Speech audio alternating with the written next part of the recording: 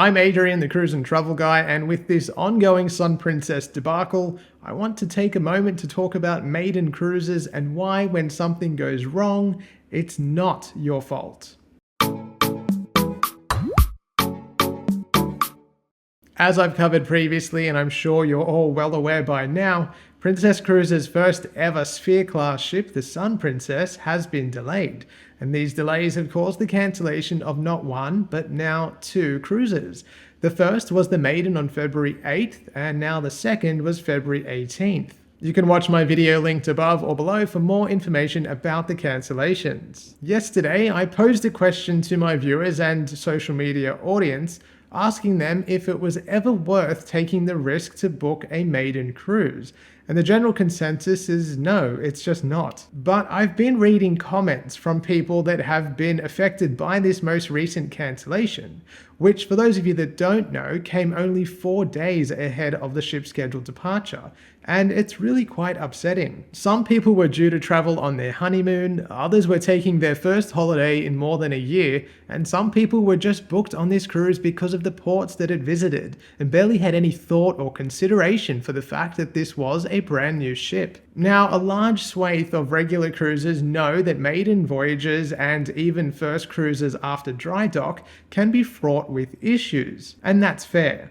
But cruise lines, and certainly Princess Cruises, did not advertise its inaugural Sun Princess voyage with an addendum that indicated people should expect potential issues or delays. They didn't advertise that guests booked onto one of these early voyages would face the potential of unopened venues or things not being ready as they had been publicized, or even delays to the sailings themselves. So why then should people that choose to book an inaugural cruise bear any responsibility? I've read some commentary online that does push that view, that if you book onto one of these cruises, then you have no choice but to roll with the punches because of the decision that you made. But in reading this, I've realized that cruise lines, and in this case Princess, don't provide guidance or advice to anyone when they book one of these cruises, letting them know what they're in for. Certainly nothing that would make someone reconsider booking an inaugural cruise. In fact, many use the opportunity to gain a heap of publicity for their brand new product and create a sense of scarcity and FOMO, or fear of missing out,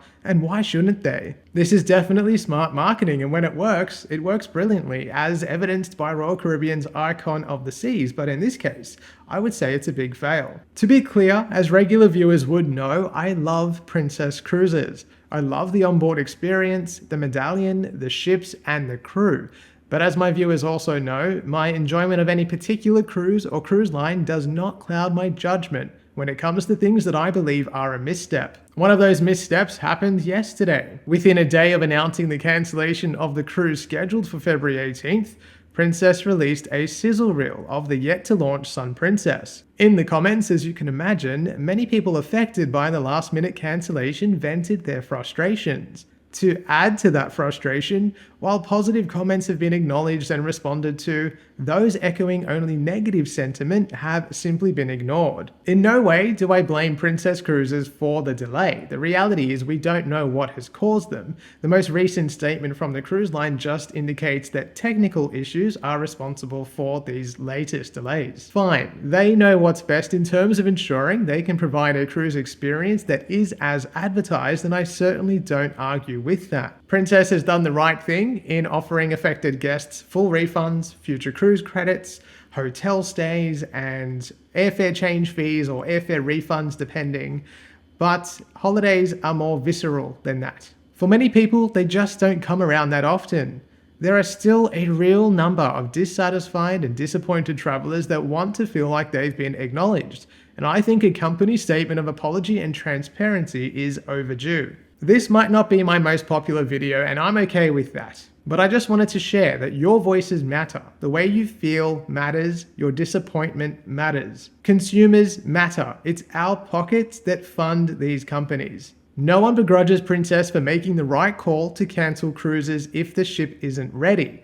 Just like no one can logically be upset with Cunard, Virgin Voyages, Royal Caribbean, or MSC for cancelling cruises scheduled to sail through the Red Sea. But at the core of all of these decisions must be transparency and open communication. We're talking real value and appreciation for the consumer. And in this case, I'm sorry, but that has been severely lacking. I'm gonna duck now. I know this isn't my typical joyful video. Trust me, a lot of that is coming, but I still had to vent or say something about this because I've just been reading so much from people about what they are thinking and feeling about this. And it's real, and it's frustrating to not see a cruise line or any company acknowledge those feelings and in fact try and hide some of it. So for that reason, this video is required. I hope you enjoyed it. If you did, please give it a thumbs up, share it. If you want to book a cruise, head to my website, thecruiseandtravelguy.com.au, and you can also give me a follow on Facebook and Instagram at thecruiseandtravelguy. Thanks for watching, and I'll see you soon.